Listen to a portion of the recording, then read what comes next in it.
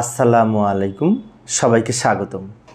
প্রিয় শিক্ষার্থী বন্ধুরা, আজকে আমি এই যে বাইনারি সংখ্যা, এই দুই ভিত্তিক বাইনারি সংখ্যাটির হেক্সাডেসিমাল মান কত হবে, তাই না, সহজভাবে আলোচনা করার চেষ্টা করব।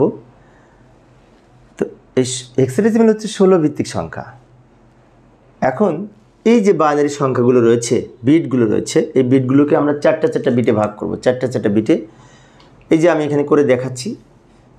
হেক্সাডেসিমাল যেহেতু 4 বিটের কোড, এগুলোকে চারটা বিটে ভাগ করব। তাহলে ডান থেকে ভাগ করব, যেহেতু পূর্ণ সংখ্যা 1 2 3 4, এই 4টা বিট আমরা আগে লিখব।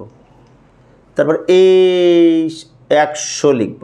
এখন 100 বাম পাশে আর একটা শূন্য দিয়ে 4 বিট তৈরি করে নিব। এবার এগুলোর সমকক্ষ হেক্সাডেসিমাল মান লেখার জন্য আমরা একটা কাজ করতে পারি, একটি কোডের হেল্প নিতে পারি। এই যে 8421, এই কোড ধরে এইগুলোর সমকক্ষ আমরা এখানে মান লিখতে পারি, হেক্সাডেসিমাল মান। যেমন আমি যদি মনে করি এটার হেক্সাডেসিমাল মান লিখব, তো এখানে 1 কোথায় আছে দেখতে হবে, 1 এখানে।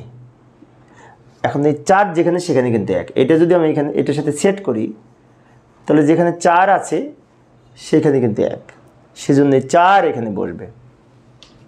1 যদি প্রথমে থাকতো তাহলে কিন্তু এই 8 এখানে লিখতাম। আচ্ছা, এবার এইখানে আবার পরপর দুইটা 1। তো দুইটা 1 কোথায়? 8 যেখানে সেখানে 1, 4 যেখানে সেখানে 1। তাহলে 8 আর 4 যোগ করে 12 হয়। এখন 12-র হেক্সাডেসিমাল মান সি, তাই আমরা 12-র পরিবর্তে এখানে সি লিখব। তো উত্তর হবে 4C। ব্র্যাকেট দিয়ে ভিত্তি হিসেবে 16 লিখব, কারণ আমরা জানি যে এই হেক্সাডেসিমাল সংখ্যার ভিত্তি হচ্ছে 16।